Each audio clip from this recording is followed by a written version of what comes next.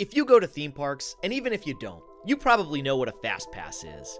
It's like the 15 items or fewer line in the supermarket, except it costs more and you don't get the groceries. In its simplicity, you pay a fee and you get to skip the line. In a world where a theme park's goal is to squeeze every last penny out of your pocket, it's a system that was implemented to monetize impatience.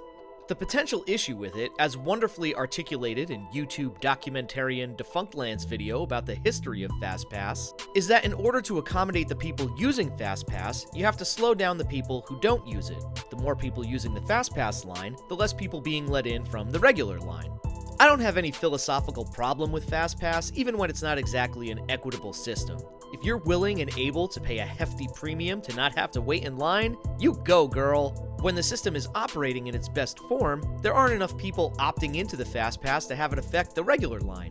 Everyone gets a nice experience. Disney, of course, decided the best way to combat this complete non-issue was by instituting a series of programs over the past 3 years that require taking an accredited college course to understand. And somehow, as of the making of this video, they've just managed to make it even worse.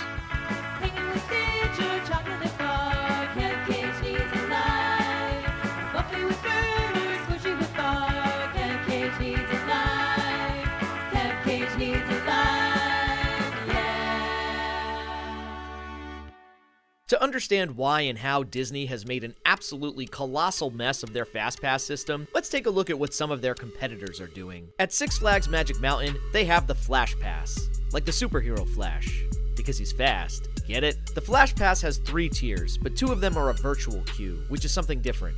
It's a little more complicated than it needs to be with those 2 virtual queue tiers, but for the point of this example, we're going to focus on Flash Pass Ultimate. Starting at a whopping $170 per day, with this one, you don't have to bother with the virtual queue. You just show up to any ride you want and get on.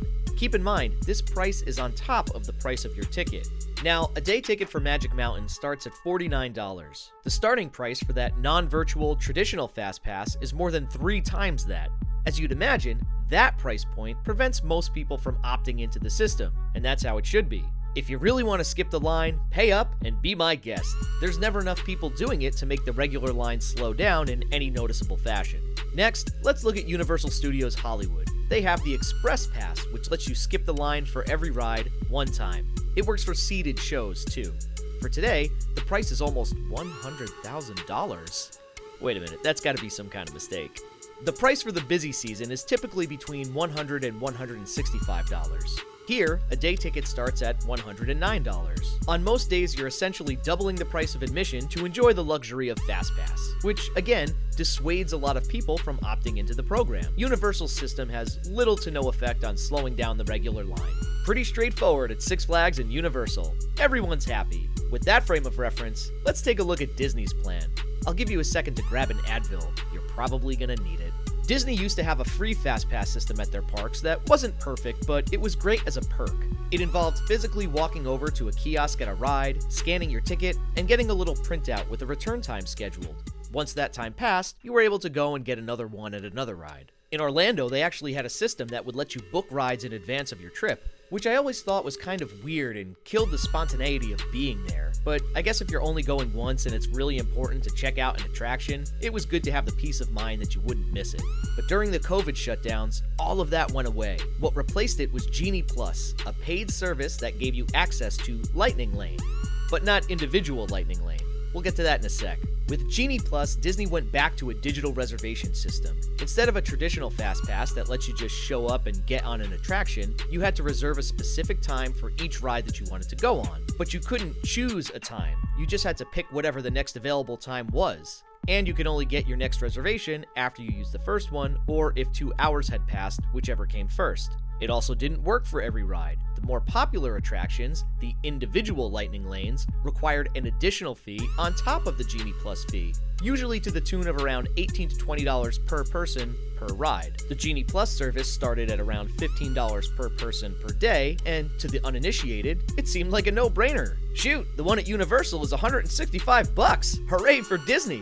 And to be fair, if you opted into the system, watched all the hour-long tutorials on YouTube on how to use it, didn't mind being on your phone constantly to book reservations for rides, were able to take a scattershot route around the park to catch those reservations, and knew how to game the system by taking advantage advantage of Disney inefficiencies to book rides that frequently shut down to get bonus reservations?